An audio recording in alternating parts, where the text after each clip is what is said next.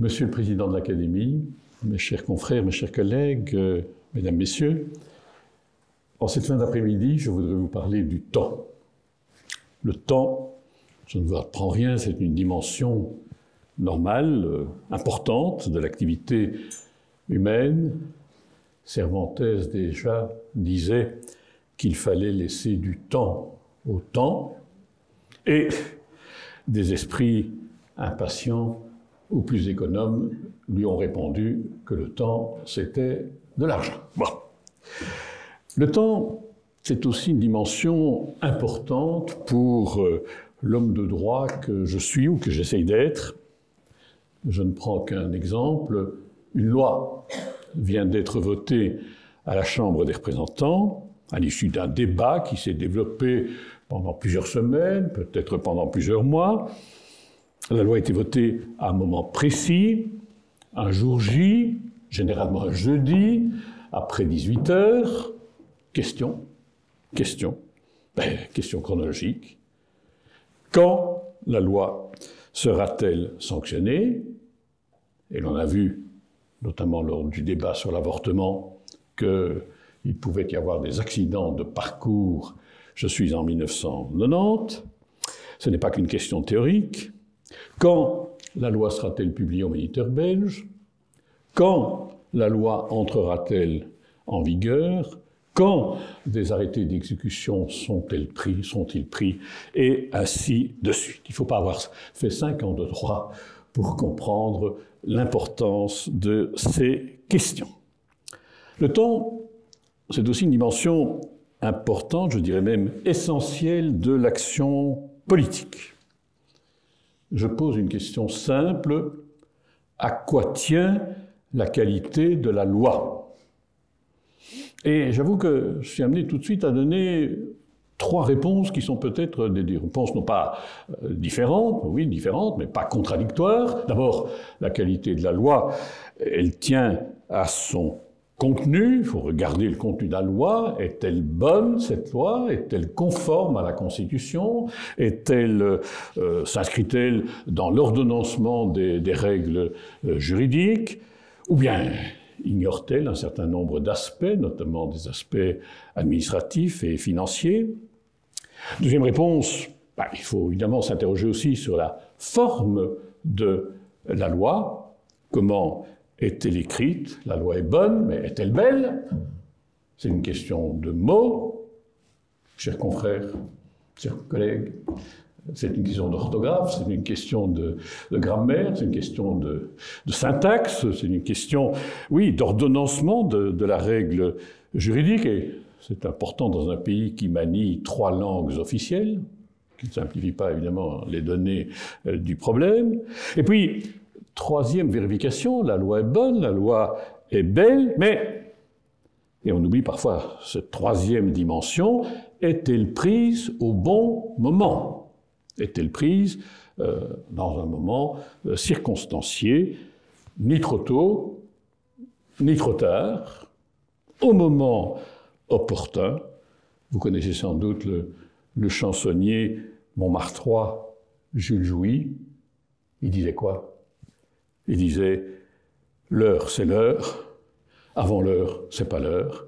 Après l'heure, c'est plus l'heure. » Ben voilà, autrement dit, l'homme et la femme politique, s'ils veulent être efficaces, doivent aussi se soucier de cette question-là. Quand faut-il intervenir? C'est une question sans doute d'intuition, c'est aussi une question de raison. D'intuition, parce qu'il faut sentir la situation, il faut appréhender l'état d'esprit de la population, il faut deviner les conséquences des actes accomplis.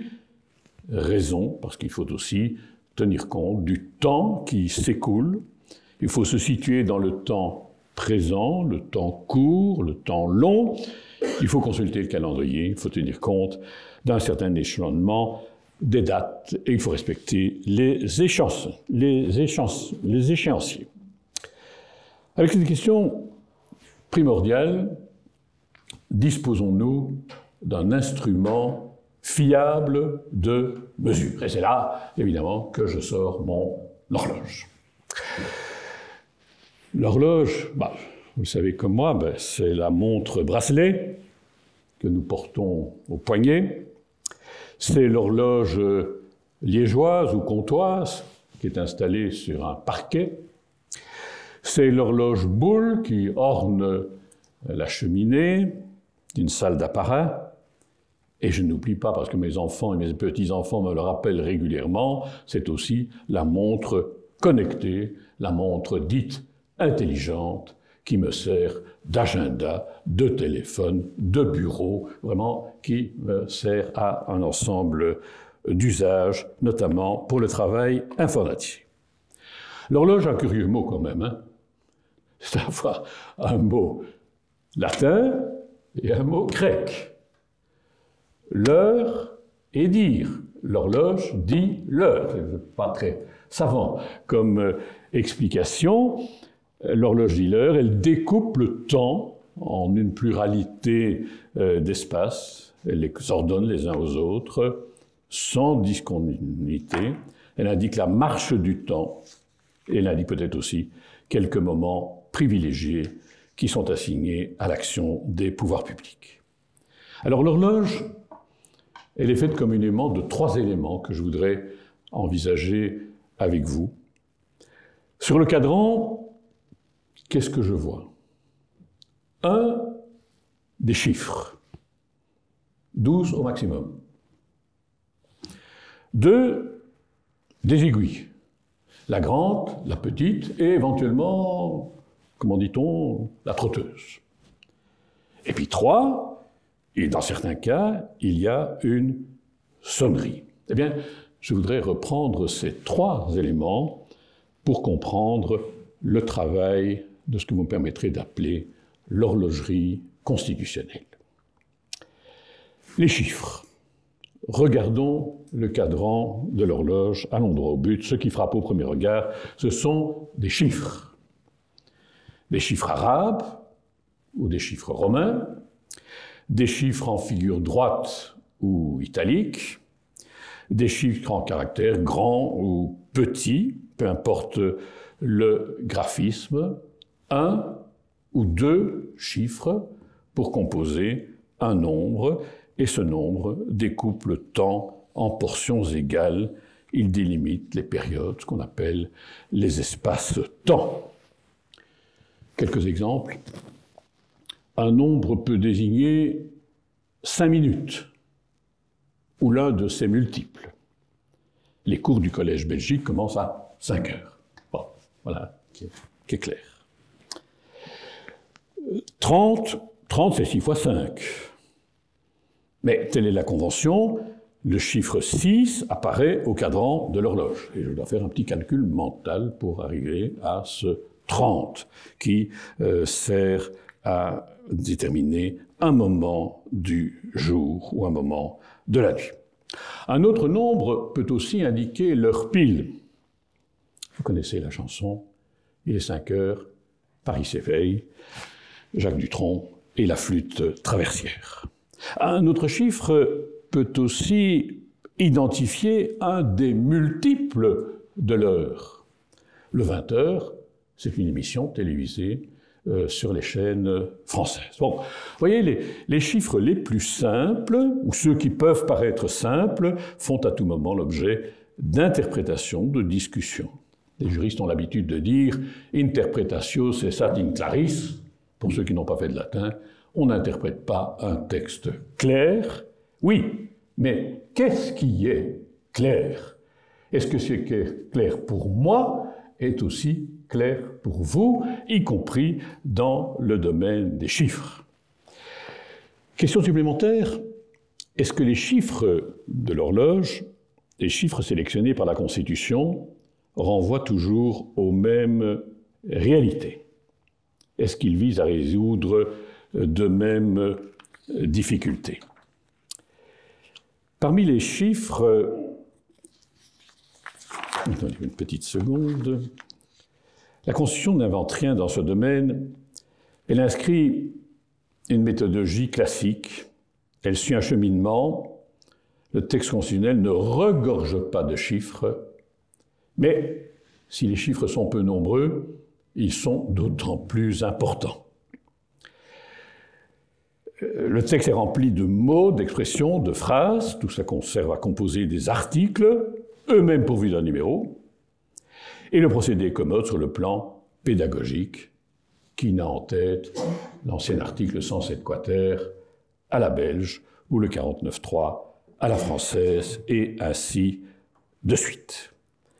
Pour le reste, les chiffres sont rares, mais c'est peut-être le paradoxe, plus ils sont rares, plus ils sont significatifs. Comme si, dans quelques dispositions particulières, la Constitution voulait mettre l'accent sur des données précises, sur des données chiffrées, sur des données qui, pense peut-être le juriste, ne prêtent jamais à discussion. Il faut leur faire confiance, les yeux fermés. Je dois dire que ce discours absolutiste fait sourire mes collègues scientifiques, notamment les mathématiciens, qui ont tendance à traiter à ce moment-là les juristes de scientistes. Et ils ont raison ô combien. Ils ont raison ô combien, pourquoi? Prenons un exemple. La Constitution me dit, dans l'article 65, que la Chambre est renouvelée intégralement tous les 5 ans. Bon, voilà qui est clair, voilà qui est lumineux. 5 ans, c'est pas 4, c'est pas 6, même s'il peut y avoir une mesure de dissolution, mais ça c'est une autre chose. L'évidence est claire, et pourtant, cette évidence peut très vite s'évanouir. Pourquoi? Mais parce que la question que va poser le juriste, c'est évidemment la question du terminus a quo, comme nous disons. De quoi part-on? D'où partons-nous? Est-ce que la période de 5 ans, quand est-ce qu'elle commence à courir? Est-ce qu'elle commence à courir à partir de la dissolution des chambres? Est-ce qu'elle commence à partir de l'élection parlementaire précédente? Est-ce qu'elle commence à courir à partir de l'installation de la Chambre des représentants? Est-ce que les 5 ans doivent se comprendre comme, je dirais, l'indication d'une période en termes généraux, ou bien est-ce que c'est à prendre au jour près? Et puis si le délai est dépassé, est-ce qu'il y a une sanction? Et quelle mesure peut être prise, par quelle autorité, et s'il y a eu faute, s'il y a eu infraction, comment réparer la faute qui a été commise. Autrement dit, les chiffres peuvent paraître clairs, mais les chiffres font eux aussi l'objet d'interprétations et de discussions. Ces chiffres renvoient-ils toujours aux mêmes réalités? Non, certainement pas. Il y a, à mon sens, 2 sortes de chiffres dans la Constitution. Il y a les chiffres qui relèvent d'un travail d'inventaire, et puis il y a des chiffres qui participent à un travail d'aménagement interne des institutions publiques. Ce n'est pas tout à fait la même chose. L'inventaire. En matière constitutionnelle, il y a une question qui taraude tout le temps l'esprit, peut-être mal tourné des constitutionnalistes. Qui, dans l'État, est habilité à agir? Qui est autorisé à jouer un rôle effectif au cœur du système politique? Qui, au contraire, est un usurpateur? Et à cette question-là, la Constitution va répondre, et cette réponse est essentielle, elle va identifier des pouvoirs, elle va identifier des autorités, elle va peut-être même identifier des personnes qui sont effectivement habilitées à agir. Et ça vaut pour les gouvernants comme pour les gouvernés. Je ne vais pas ici commencer un inventaire à la Prévert. Mais les gouvernants, la Constitution me dit, il y a un État, un seul État, et pas plusieurs, même si certains comparent les collectivités fédérées à des mini-États. le roi est chef de l'État. Et on ajoute tout de suite qu'il ne peut pas être chef d'un autre État. Un seul État. La régence, c'est-à-dire la suppléance du roi, ne peut être confiée qu'à une personne et pas à un collège de personnes. Il y a aussi un gouvernement fédéral qui est composé de 15 membres au plus. Et on sait bien que dans ces 15 membres, il doit y avoir le même nombre de ministres francophones et le même nombre de ministres flamands. Je pourrais continuer, il y a une Cour constitutionnelle, il y a un Conseil d'État, il y a une Cour des comptes, il y a 3 communautés, il y a 3 régions, etc. Vous connaissez comme moi ce genre d'énumération qui peut paraître banal et qui n'apporte pas, il faut bien le dire, beaucoup d'éclaircissements sur la nature de la fonction qui est remplie ou sur les tâches qui doivent être assumées, sur le mode de fonctionnement des institutions. Il n'empêche que l'inventaire que j'accomplis en lisant la Constitution est évidemment indispensable. La Constitution fait œuvre de bâtisseur. Elle conçoit les colonnes du temple démocratique. Elle construit les structures faîtières. Elle fixe un nombre d'étages. Elle détermine les pièces à vivre. Et s'il y a un élément qui fait défaut, s'il y a un rouage qui ne fonctionne pas, ben voilà, le système est paralysé ou le système est en tout cas affecté de crises graves. L'inventaire présente aussi un autre avantage, c'est qu'il indique un minimum, mais il établit aussi un maximum. La moindre des choses est de respecter les règles qui sont établies dans le contrat social. Il n'est pas possible, par exemple, de créer 2 conseils d'État, sauf réviser, bien entendu, la Constitution. Il n'est pas permis de nommer 20 ministres. Il n'est pas autorisé de n'organiser des élections que tous les 10 ans, et ainsi de suite. Et pour les citoyens, c'est la même chose. Les citoyens, eux aussi, sont identifiés. Et le droit électoral est riche, évidemment, de dispositions qui servent à identifier les personnes, par exemple, qui sont habilitées à voter. L'électorat à 18 ans. L'électorat aux élections européennes à 16 ans. L'éligibilité à 18 ans pour un certain nombre d'assemblées. Et on ajoute, pour ceux qui n'auraient pas compris, que chaque électeur n'a droit qu'à un vote et pas plusieurs, comme au temps du suffrage plural. Donc, inventaire. Et cet inventaire, il a vraiment son utilité. L'aménagement des institutions. Alors, il y a d'autres chiffres dans la Constitution qui participent puissamment à l'entreprise d'organisation des pouvoirs publics, et on peut le vérifier à propos du gouvernement, on peut aussi le vérifier à propos du Parlement. Le gouvernement, je l'ai déjà dit, le Conseil des ministres compte 15 membres au plus, avec un nombre égal de ministres d'expression française et d'expression néerlandaise. Le Premier ministre peut, mais ne doit pas, être exclu de ce décompte. Il peut, comme on dit parfois, être un asexué linguistique. La règle constitutionnelle, c'est la règle de la parité. Règle inscrite dans l'article 99 de la Constitution. Règle qui suscite, il faut bien le dire, depuis 1970, des controverses et des querelles entre juristes et aussi entre politistes. Pourquoi? Quel est le problème? En un mot. Il y a ceux qui voient dans l'article 99 une règle de fonctionnement.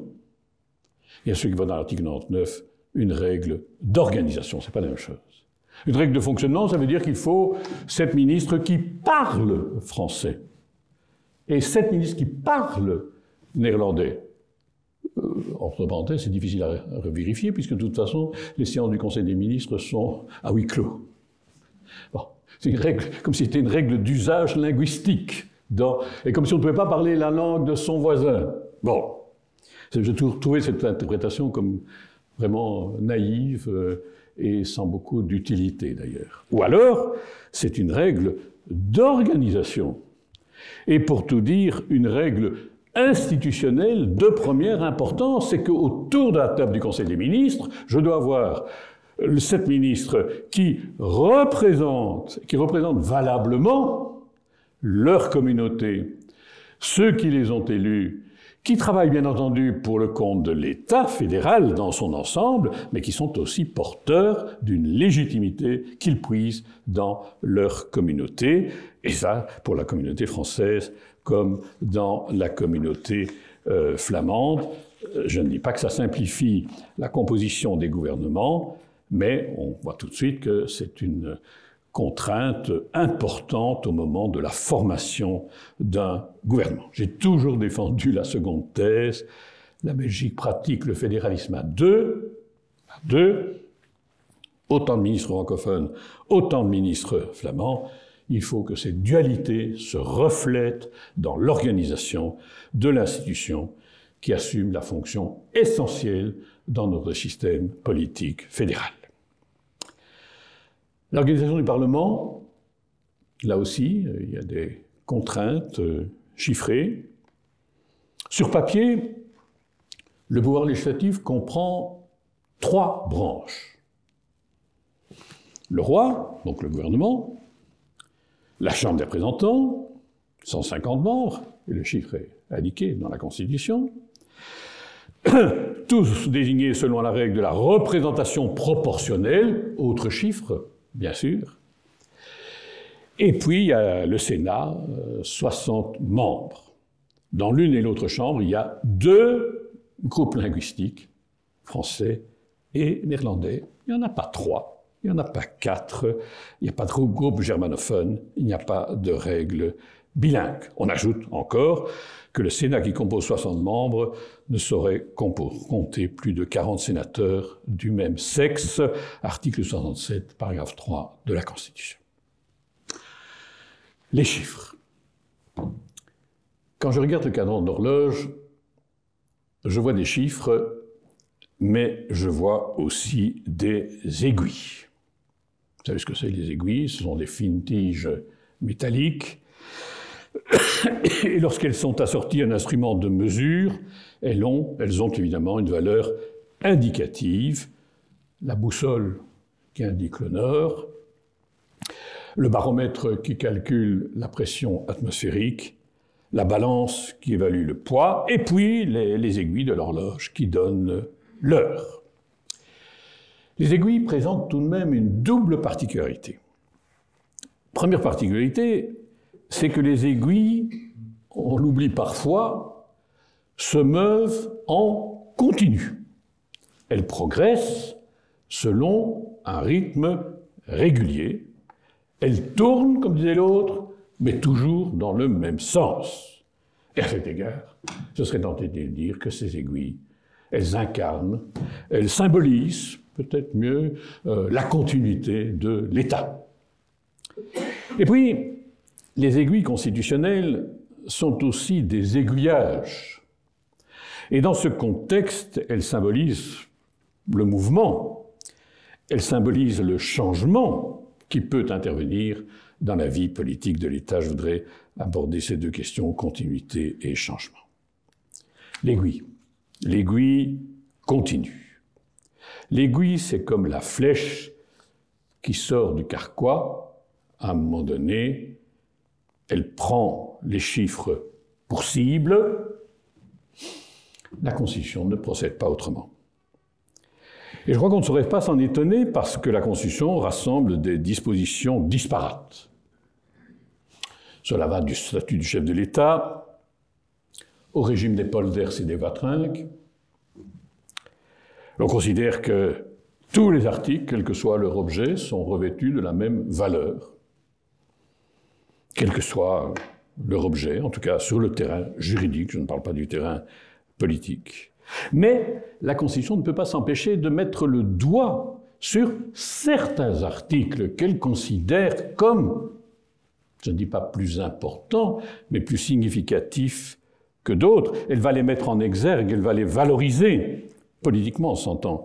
Elle en fait des éléments déterminant dans le travail d'intelligence du texte fondateur. Et à cet égard-là, il y a un article que je ne peux pas m'empêcher de vous demander de relire. C'est vraiment le modèle. C'est évidemment l'article 33. L'article 33 se compose de deux phrases, de deux alinéas, pardon, l'un et l'autre d'une seule phrase. Et de manière brève, ils énoncent les principes de l'état de droit constitutionnel. Je cite, pour ceux qui n'ont pas nécessairement en tête. Tous les pouvoirs émanent de la nation. Premier alinéa. Deuxième alinéa. Les pouvoirs, sont exercés de la manière établie par la Constitution.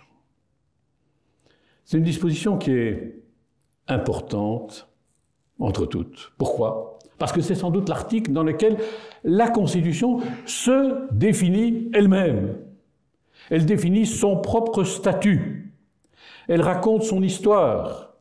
Elle met en exergue la fonction éminente qui lui incombe dans l'État. Elle a été rédigée par qui à l'origine? Par le Congrès national, la nation, qui était la première à mettre sur papier les dispositions fondatrices de notre État. Et cette disposition, entre parenthèses, l'article 33, elle n'a pas été modifiée. Pas un iota, pas une virgule n'a été introduite dans le texte. Le texte est immuable depuis maintenant bientôt 200 ans. Et, je rappelle la deuxième alinéa, les pouvoirs sont exercés de la manière établie par la Constitution. Établir, c'est le mot important. La Constitution rend stable un certain nombre d'institutions. Et derrière le mot stable, vous voyez évidemment aussi apparaître le mot État. L'État, c'est ce qui est stable, grâce aux institutions qui ont été établies par la Constitution. Voilà un exemple éminent. Je prends deux autres exemples. Le premier concerne la forme de l'État, le deuxième concerne la forme du gouvernement. La forme de l'État. L'article 1er de la Constitution, je ne me promène jamais sans la Constitution, je dis parfois ma Constitution, mais c'est la Constitution de tout le monde, hein, c'est la Constitution de tous les citoyens. La Constitution détermine dans son article 1er la forme de la société politique, et que va-t-elle dire? La Belgique est un État fédéral qui se compose des communautés et des régions. L'État unitaire a vécu, comme disait Gaston Esquens. Il est dépassé par les faits, selon le constat formulé depuis 1968, et un État composé a pris la relève depuis 1970. Voilà, les gouvernants et les gouvernés doivent acter ce changement radical de structure. Il faut adapter nos attitudes, nos règles et nos comportements. Et puis, deuxième disposition, elle aussi tout à fait fondamentale dans la lecture du texte, c'est celle qui concerne la forme de gouvernement. Que dit l'article 101? L'article 101 va dire « Les ministres sont responsables devant la Chambre des représentants ». Voilà, exprimé en condensé, les principes mêmes du régime parlementaire. À l'étage fédéral, l'exécutif détient les fonctions essentielles, en fait, comme en droit, mais il les exerce, ces fonctions, sous contrôle continu. Je ne prends qu'un exemple. Le roi nomme un nouveau gouvernement. Quelques moments après, dans la même journée, le Premier ministre vient devant la Chambre des représentants et lit la déclaration du nouveau gouvernement. Et que fait-il? À l'issue de cet exposé, il va demander la confiance de la Chambre des représentants, la confiance des députés. Il ne l'obtient pas. Achille Van Acker en 1946, il s'en va et il va représenter sa démission au roi.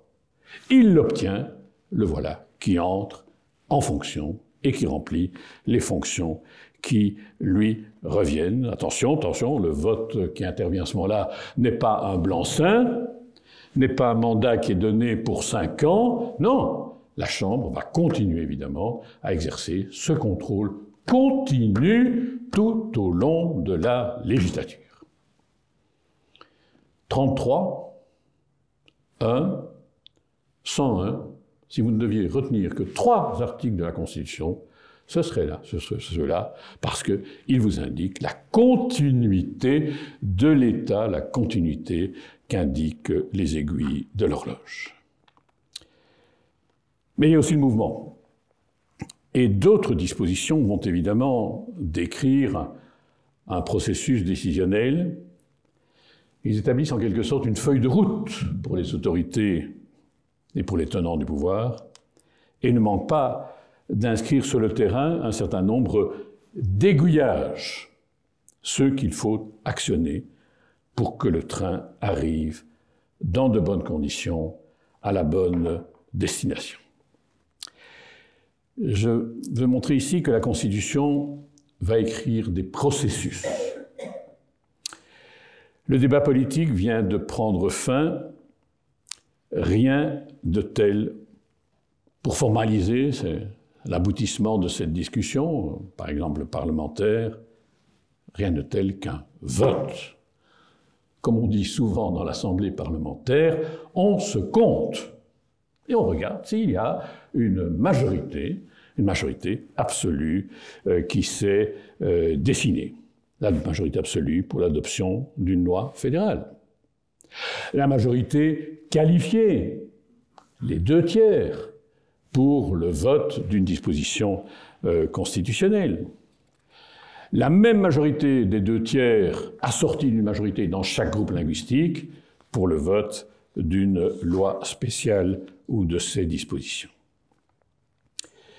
Et dans ce contexte-là, il y a évidemment des règles particulières qui affectent le régime des libertés publiques. Le temps constitutionnel me permet d'utiliser mes droits, mes libertés, sans intervention préalable de l'autorité publique, mais en m'exposant éventuellement à des mesures répressives si dans l'usage, dans l'exercice de ma liberté, j'en suis amené à méconnaître la loi ou porter atteinte à l'ordre public. C'est un détail, mais aussi un détail chronologique important. De manière particulière, c'est le cas du mariage, la célébration civile devra toujours, dit la Constitution, précéder la bénédiction nuptiale, quel que soit d'ailleurs le culte pratiqué.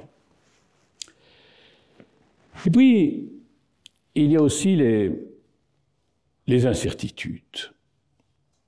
La Constitution est riche d'incertitudes et d'indétermination. La Constitution énonce des énigmes. Et là, c'est peut-être un peu plus déstabilisant. Comment ça peut-il se passer? Le processus politique est complexe. Il emprunte parfois un parcours labyrinthique. Il n'exclut pas les tensions au sein de la majorité ou dans les rapports entre majorité et opposition. Et la situation peut s'avérer délicate à ce point que pour sortir de la difficulté, pour résoudre une difficulté ponctuelle, les autorités publiques vont réfléchir à un certain nombre de solutions. Elles ont envisagé une réforme. En dernière minute, elles hésitent. Elles devinent les difficultés que la pratique va susciter. Comment sortir de l'impasse? Comment ne pas perdre la face? Première solution se dessine. La Constitution intervient, mais au même moment où la Constitution établit la règle, la norme, la même Constitution va reporter l'entrée en vigueur de la règle qu'elle a établie. Et la date, elle peut très bien rester indéterminée. Le temps, on espère qu'il va faire son œuvre. Il va peut-être calmer les esprits. Il va ramener certains à la raison. Peut-être même les cartes électorales auront-elles été rebattues entre-temps et des solutions différentes, à ce moment-là, peuvent se décider.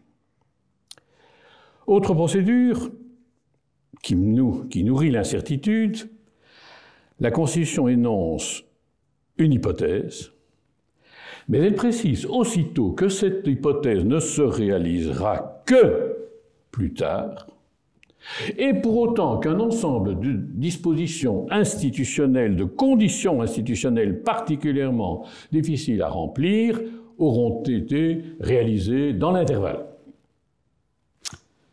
Ça, c'est le fameux article 35 de la Constitution. Au moment où nous installons le fédéralisme repose toujours sur un partage de compétences entre l'État fédéral et les collectivités fédérées. Nous rencontrons le problème qui se pose dans tout État fédéral, qui revient à dire, mais à qui reviennent les compétences qui ne sont attribuées ni à l'un ni à l'autre? Ce que nous appelons dans notre jargon les compétences résiduelles. La Constitution a défini les compétences fédérales, ou bien il a défini les compétences fédérées, tout le reste est de compétences de l'autre collectivité. Bon, que fait-on en Belgique? On arrête l'horloge. On arrête l'horloge il y a 20 ans. C'est-à-dire que l'on va dire que les compétences résiduelles, oui, elles reviennent, par définition, aux collectivités fédérées. Collectivités fédérées, aux communautés et aux régions. Vous voyez déjà l'incertitude, parce qu'on ne sait pas très bien si c'est aux communautés ou aux régions. Si c'est aux communautés et aux régions, comment va-t-on répartir les compétences? Et puis on ajoute que cette règle-là, compétence de principe des collectivités fédérées, elle ne sera d'application que le jour où une liste exhaustive des compétences fédérales aura été arrêtée et que la Constitution aura ensuite été modifiée pour tenir compte de cette évolution. La liste fédérale n'existe toujours pas, la Constitution évidemment n'a pas été modifiée, et donc on est dans un système où les compétences résiduelles sont des compétences fédérales, alors que la Constitution dit juste le contraire. Alors il faut regarder, il ne faut pas se laisser prendre à une première lecture du texte, il faut voir derrière le texte une réalité qui est la réalité contradictoire à celle qu'il énonce lui-même. Je n'y peux rien, hein. Je n'y peux rien. J'ai dit d'emblée, moi, quand on a écrit cet article, qu'il ne serait jamais d'application. Depuis 20 ans, j'ai raison. On verra combien de temps cela durera. Il me reste à évoquer le problème des sonneries. Les chiffres, les aiguilles, et pourquoi pas des sonneries. Les horloges anciennes, vous le savez, étaient pourvues de sonneries, et voire peut-être même de carillons, qui rythmaient la vie, et qui rythmaient musicalement, en tout cas, le cours du temps. Les horloges modernes ont un peu effacé les sonneries, mis à part tout de même les réveils matins. Quant aux montres intelligentes, elles rappellent par des bips discrets qu'un message est arrivé, qu'une communication téléphonique est peut-être en attente et que l'attention de celui qui porte cette montre doit être attirée sur ces événements. Ma question est simple, est-ce que le droit constitutionnel se met à ce diapason-là? Et vous devinez que ma réponse est sans aucun doute oui. Pourquoi? Mais parce que les sonneries de l'horloge, en tout cas vues avec les lunettes du constitutionnaliste, elles ont une double signification. Elles peuvent simplement me rappeler l'avancement du temps et me rappeler, si besoin en est, l'horaire qu'il convient de respecter. Et puis, la sonnerie peut encore jouer un autre rôle, deuxième rôle, c'est d'être la fameuse sonnette d'alarme qui m'alerte sur un danger, sur un péril qui peut intervenir et qui m'invite à ce moment-là à faire preuve de vigilance et peut-être même de réaction par rapport à la situation délicate qui est en train de se produire. Les horaires. La sonnerie de l'horloge, elle peut s'inscrire dans un contexte tout à fait pacifié. On a dit, les chiffres servent à découper des périodes de temps et à circonscrire des espaces au cours desquels les interventions publiques ou des prérogatives citoyennes peuvent se développer, leur venue. Ils établissent, comme je disais tout à l'heure, un échéancier. Grâce à ces chiffres, la Constitution sert à établir un calendrier. Et je voudrais m'élever ici contre une idée reçue qui consiste à dire que la politique, c'est le moment de l'improvisation, qu'il n'y a pas de règles, qu'il n'y a pas de directives, qu'il n'y a pas de conseils à suivre, que la réaction est une réaction essentiellement à l'emporte-pièce. Non, non. Je crois que la politique se développe, c'est peut-être une illusion que je me fais, mais enfin, je crois profondément, elle se développe dans une société qui respecte des références temporelles. Et si la Constitution n'est pas prolixe à ce sujet, il fournit tout de même des indications utiles. D'abord, par exemple, la Constitution peut d'abord indiquer le moment de l'éveil. Elle indique un point de départ. Je prends ici un moment précis. Excusez-moi, j'ai été parlementaire pendant 15 ans. La session ordinaire de la Chambre des représentants, elle commence chaque année le deuxième mardi d'octobre.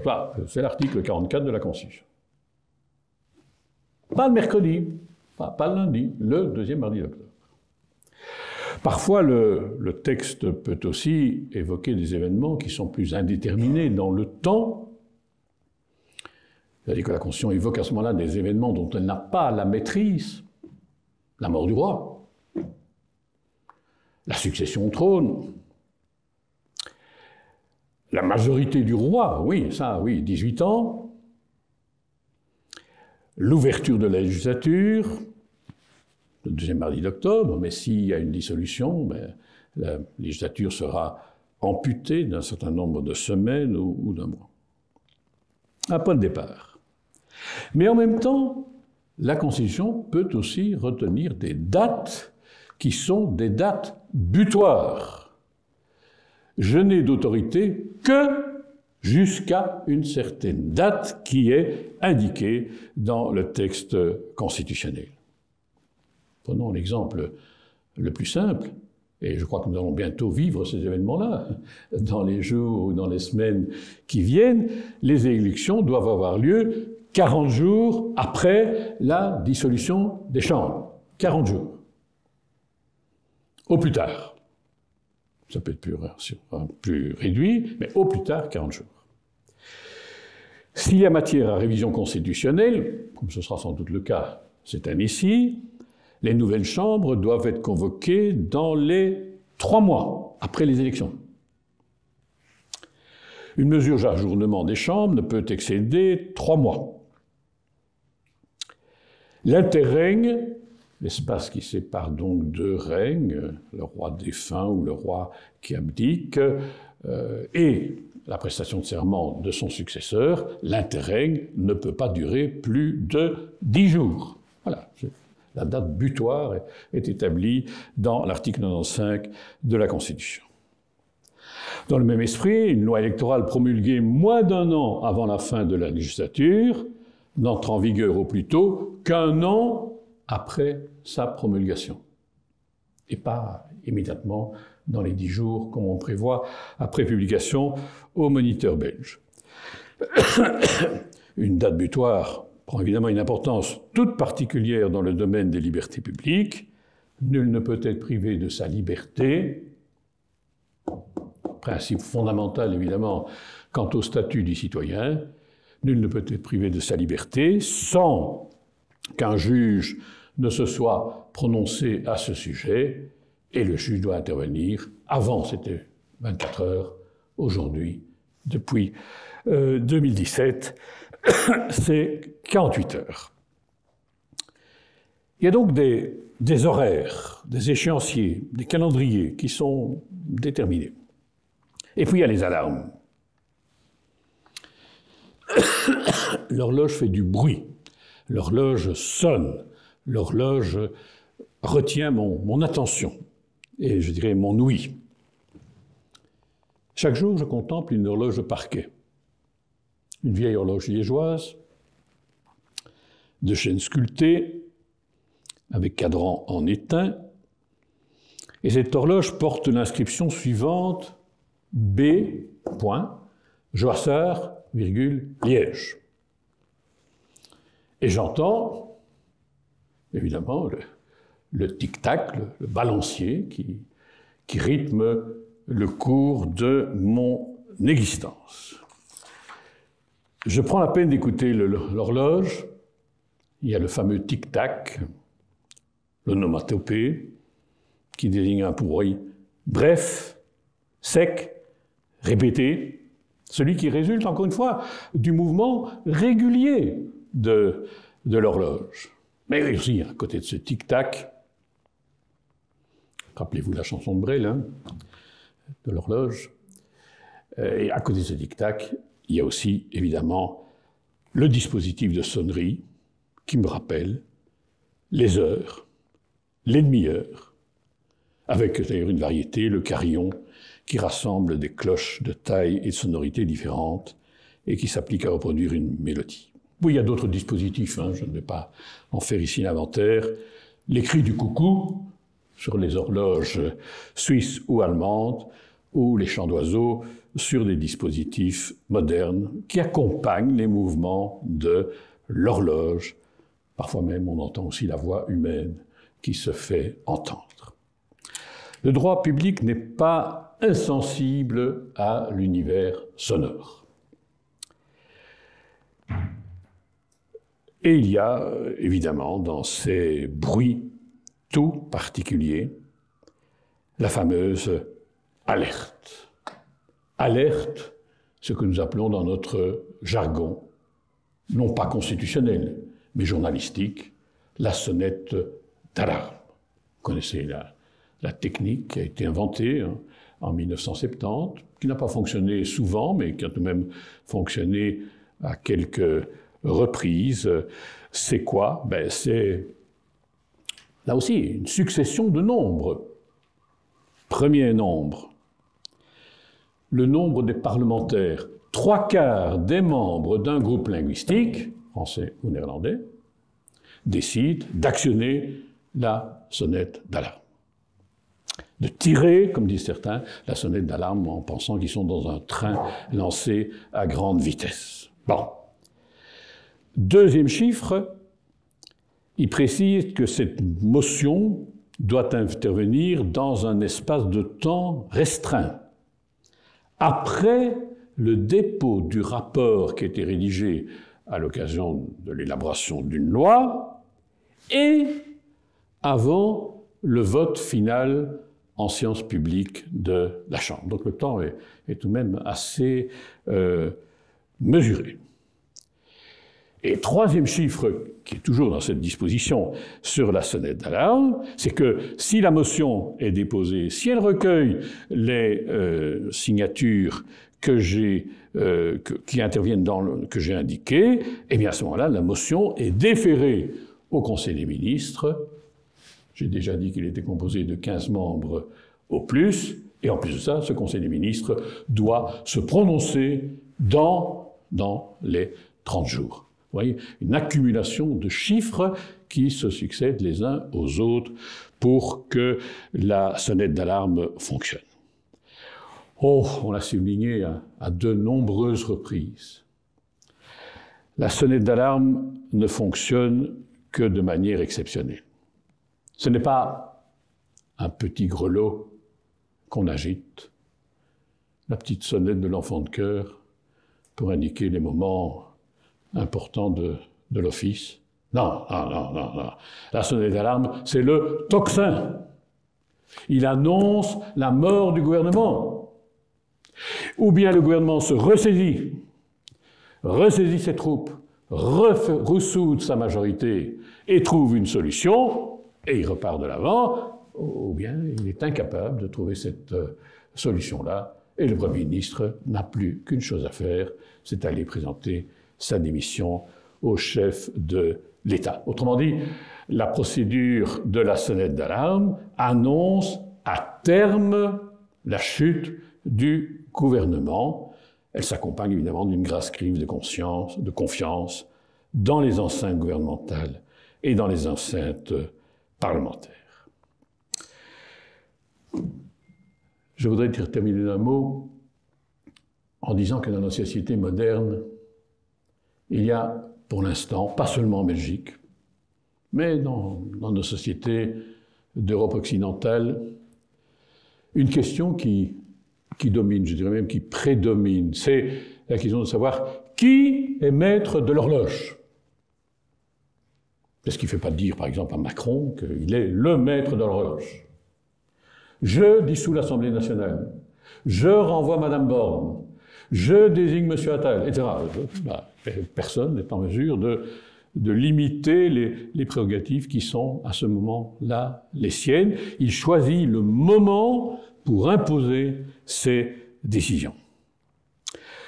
Alors, nous n'en sommes peut-être pas là dans un système plus parlementaire, mais la réponse nous oblige tout de même à redire une nouvelle fois, référons-nous à la Constitution, voyons ce qu'elle dit, voyons à qui elle délègue les responsabilités, voyons ce qu'elle laisse faire, voyons aussi ce qu'elle interdit éventuellement. L'horloge, j'ai la tentation de le croire, elle fait battre le cœur de l'État au rythme que l'exécutif lui assigne, parce que ça c'est un des traits majeurs des sociétés politiques aujourd'hui, mais peut-être fait-elle aussi, dans ces conditions-là, battre nos propres cœurs. En tout cas, c'est ce que je souhaite. Je vous remercie en tout cas de votre attention.